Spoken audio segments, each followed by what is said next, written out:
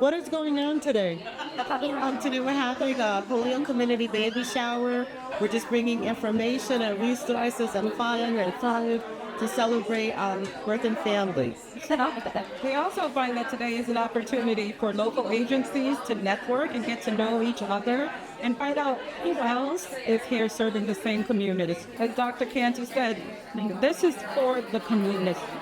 And we're not usually held together as a community. So this gives everyone an opportunity to just come together, just feel supported. If you haven't had a chance to listen to some of the podcasts that we have out here, there's a podcast with Dr. Canty that talks about maternal health. We have a podcast with Dr. Jewett that talks about the third trimester and postpartum period. And we have another podcast with Necca Hall that talks about pregnancy and infant loss. How do you try to save a baby with CPR?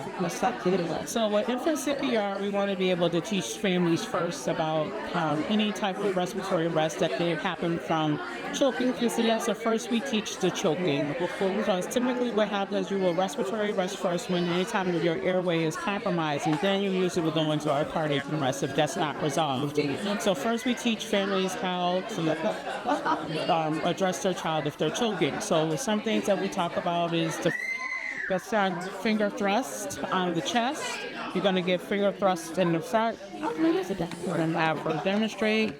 And then when we have the families, they will flip the child over and do back brace. Oh, sorry.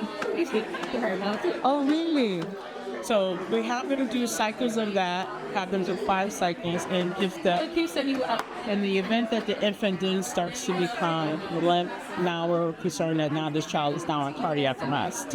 And with that, we'll have the family lay the child flat, and we teach them how to give rescue CPR. So they'll give finger thrusts to the child, and they'll continue that until help arrives.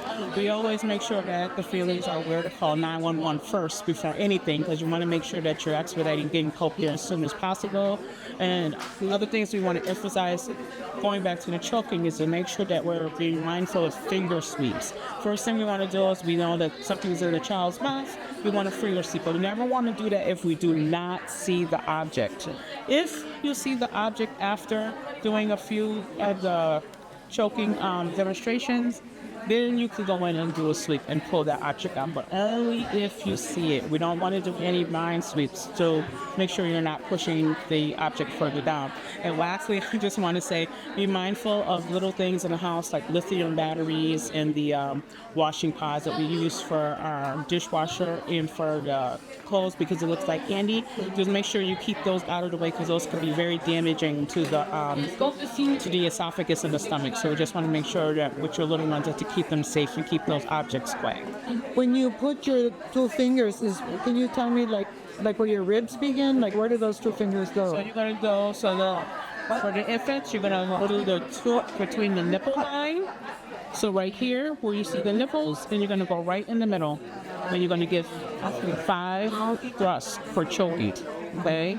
For the infants, it's going to be 30 to 1. What does 30 to 1 mean? 30 compression. So for CPR, it's going to be 30 compression. And then you're going to check for pulse and breath. For choking, it's going to be 5 finger thrusts, and that's where you flip them over and you do the 5 back blows. Is there any danger in breaking the infant's ribs? With anyone, infants all the way up to the elderly, there's always going to be a chance that you may break a rib. That is fixable. But what's most important is that you're pressing and getting that heart moving, because your oxygen is carried through your blood.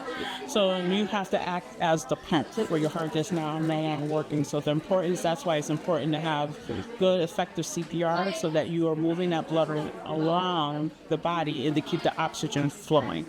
What's the name of your podcast? Unmuted. And what is its purpose? Its purpose is to give a voice to those who have not been heard, and just so that people can know what's going on with others who may be in the same situation as you, just so that you don't feel alone.